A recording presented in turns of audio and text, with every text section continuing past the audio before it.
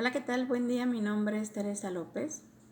Hoy quiero agradecer a Cristi, que fue la persona que me nominó a este reto de camión de ruta. Igualmente le agradezco a Miguel Amaranto, a mi amiga Ani Hernández y a Palmira por la oportunidad de estar con ustedes. Hoy quiero compartir con ustedes un libro que llegó a mis manos en estos días de encierro, en esta cuarentena. Un libro que me gustó mucho desde que lo abrí y leí el título del primer capítulo. De este libro que les hablo es La sombra del viento, de Carlos Ruiz Zafón. Si se fijan, este libro es muy extenso, pero está tan bien narrado que al momento que empiezas a leerlo, no lo puedes soltar y cuando menos acuerdas ya avanzaste muchísimo. Este libro es el primero de 4. Como les estaba diciendo, cuando yo tomé este libro y leí El cementerio de los libros olvidados, este tema se me hizo familiar o me llamó mucho la atención, tal vez porque como yo trabajo en una biblioteca y me doy cuenta que realmente pasa que los libros quedan en el olvido, me consta que pasan los días, la semana, los meses, incluso los años y no se mueve un libro o varios libros en todo ese tiempo. Esta historia que nos narra Carlos Ruiz Zafón se desarrolla en Barcelona allá para el año de 1945. Daniel tenía 10 años. Había quedado huérfano de madre cuando él cumplió 4 años. Fue víctima de un brote de cólera despuesito de la guerra civil. Esa madrugada su papá lo levantó de la cama y lo llevó por primera vez al cementerio de los libros olvidados. Esta era una majestuosa biblioteca donde resguardaban los libros que iban cayendo en el olvido. Su padre le advirtió a Daniel que no podía contárselo a nadie, que era un secreto, que no se lo podía contar ni siquiera a Tomás Aguilar, que era su mejor amigo, bueno, de hecho su único amigo. También le advirtió que los visitantes que iban por primera vez al cementerio de los libros olvidados tenían la obligación de elegir un cuento o un libro o una novela, lo que más les gustara, para cuidarlo y cerciorarse de que ese libro nunca jamás desapareciera. Daniel estuvo caminando por los pasillos de la biblioteca y buscando entre los anaqueles y los estantes hasta que lo vio, el libro que se llamaba La sombra del viento, escrito por Julián Carax. Este libro tuvo un efecto en Daniel, algo así como un hechizo, que a pesar de que era ya muy noche y que moría de sueño, Daniel no podía dejar de leerlo.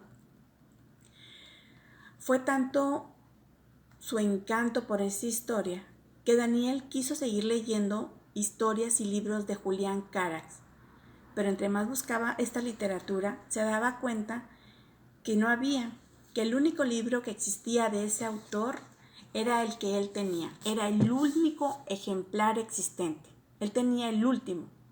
Es ahí donde Daniel toma la decisión de empezar a escarbar y buscar y de investigar, porque quería saber qué es lo que había pasado, por qué estaban desapareciendo los libros de Julián Carax.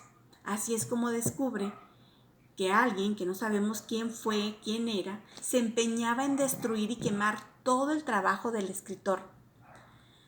Daniel se sentía muy asombrado o se sentía identificado con Julián Carax, que empezó a indagar y gracias a esto conoce lugares y muchas personas que jamás en su vida los hubiese visto.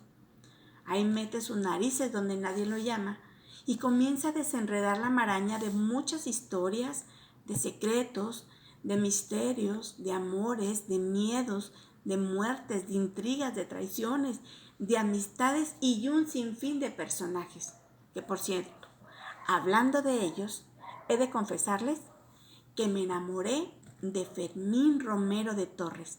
Ay, ese hombre, alto, delgado, con su nariz aguileña, me cautivó de verdad, con su caballerosidad.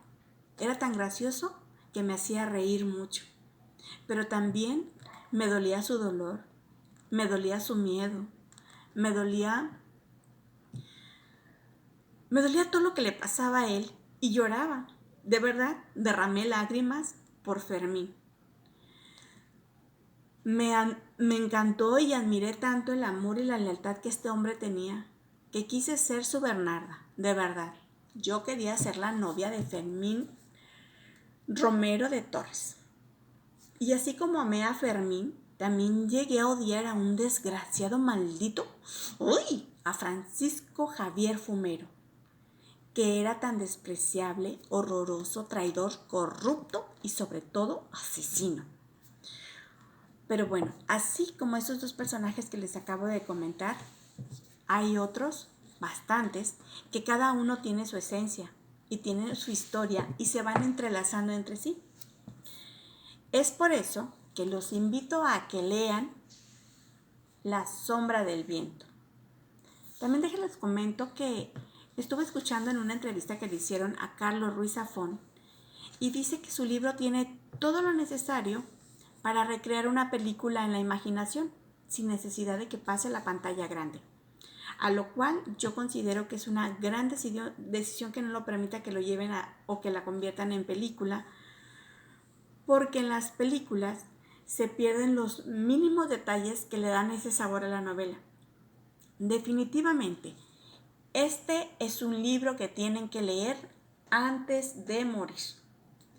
Espero que les haya gustado y muchas gracias y nos vemos la próxima. Adiós.